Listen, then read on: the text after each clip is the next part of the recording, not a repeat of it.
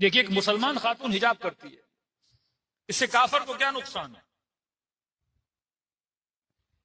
بھائی ایک مسلم لڑکی ہے، سر پہ دوپٹہ پہن رہی ہے، برقع پہن رہی ہے یا بوری پہنے، جو بھی پہنے، آپ کا کیا جو اس کی انڈیپینڈنٹ لائف ہے. میری مرضی میں دشتاشا پہنوں، پینٹ شرٹ پہنوں، آپ کو کیا نقصان ہے؟ کبھی آپ نے سوچا ایک سنی سے آپ کو کیا نقصان ہے؟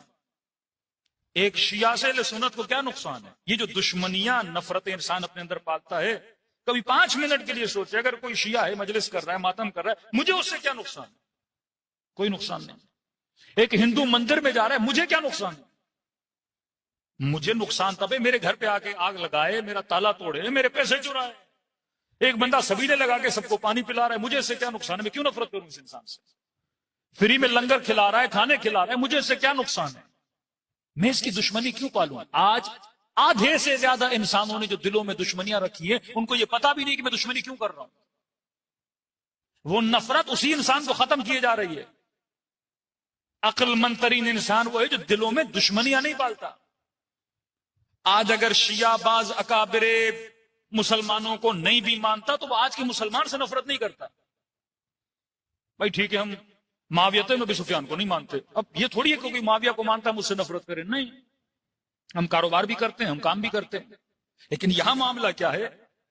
اگر آپ شیعوں کی فکر سے متفق نہیں ہو تو آپ شیعہ سے نفرت کرنے لگتے ہو، اور یہ نفرت انسان کی ساری انرجی کو کیا کر دیتی ہے؟ تباہ و برباد. اب وہ نفرت کیوں ڈالی جاتی ہے؟ اس کے پیچھے پیسہ ہے. مفتی خریدے جاتے ہیں، مولوی خریدے جاتے ہیں، فتوے خریدے جاتے ہیں، اسلحہ بیچا جاتا ہے، قوم پرستی میں اسلحہ بکتا ہے، مذہب پرستی میں اسلحہ بکتا ہے، فرقہ پرستی میں اسلحہ بکتا ہے. پیسہ، دھن، دینہم دنانیرہم.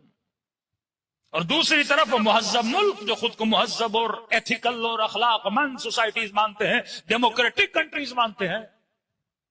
اب بھائی اگر کوئی مسلمان خاتون حجاب کرتی ہے، آپ کو کیا نقصان ہے؟ سب سے پہلے یورپ میں جس ملک نے، بلکہ دنیا میں جس ملک نے حجاب پہ پابندی لگائی وہ فرانس تھا. بھائی آپ کا مسلمانوں نے بگاڑا کیا ہے؟ اور یورپ میں سب سے بڑی آبادی جس ملک میں مسلمانوں کی رہتی ہے وہ فرانس ہے.